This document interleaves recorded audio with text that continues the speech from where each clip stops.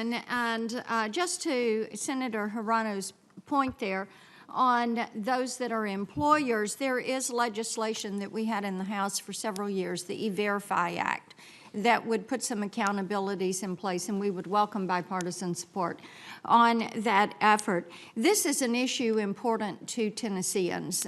This past year, we had one family in East Tennessee, DJ Corcoran, who is the captain of the Knoxville Fire Department, and his wife, Wendy, lost their 22-year-old son, Pierce, to an illegal alien who hit him head on.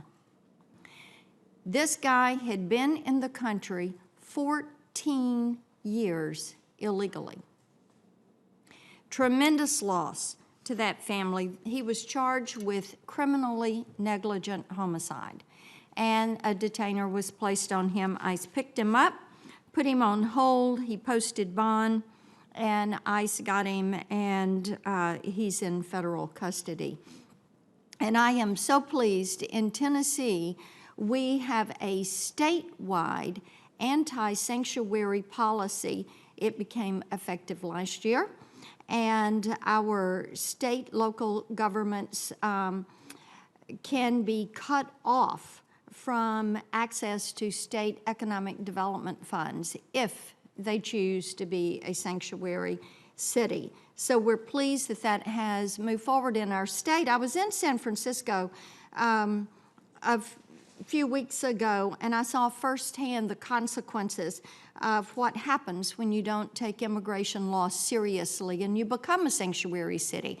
A very beautiful city at one point in time has become just really a mess.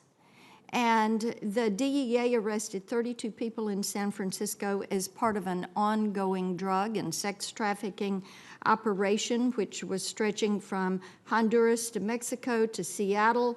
And I tell you, this is one of the reasons that the Tenderloin District in San Francisco is really just covered with drugs like cocaine and heroin. And you look at San Francisco, they're not cooperating with ICE detainers, and you've got some 500 jurisdictions that are around the country and not cooperating. And you know, I feel like we get to a tipping point on these sanctuary cities. What if you had jurisdictions that wanted to be an EPA violation sanctuary city or an IRS violations sanctuary city, because these are clearly outside of the law.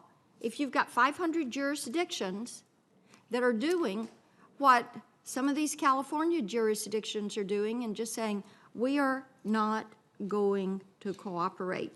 So speak, Mr. Robbins, if you will, just to the public safety aspect. This is what Tennesseans are talking to me about. And Mr. Murray, I do have a question for you.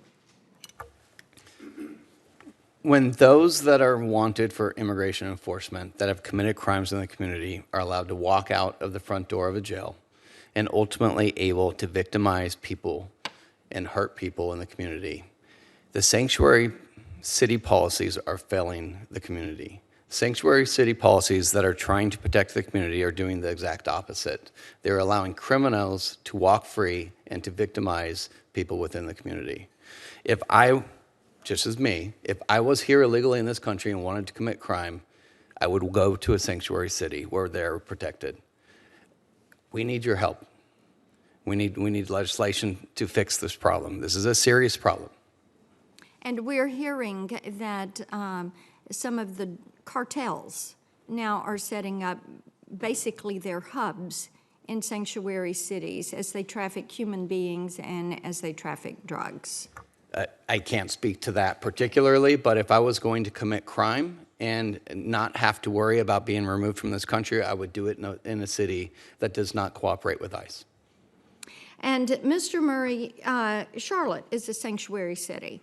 And we're so pleased that Mr. Tillis is bringing forth his legislation. Senator Toomey is also bringing forward legislation.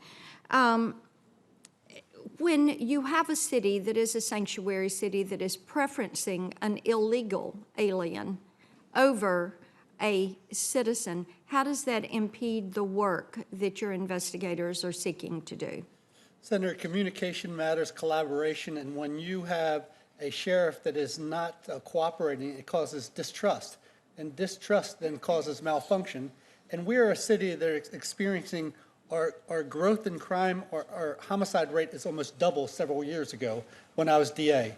This is a time when all law enforcement needs to be coming together. They need to be cooperating. They need to be using every tool in the toolbox to keep illegals that commit crimes off the street, to keep anybody that commits crimes off the street. And instead, we are turning around and letting those that we know are prone to commit crime, that will continue to commit crime, back onto our streets to harm our community.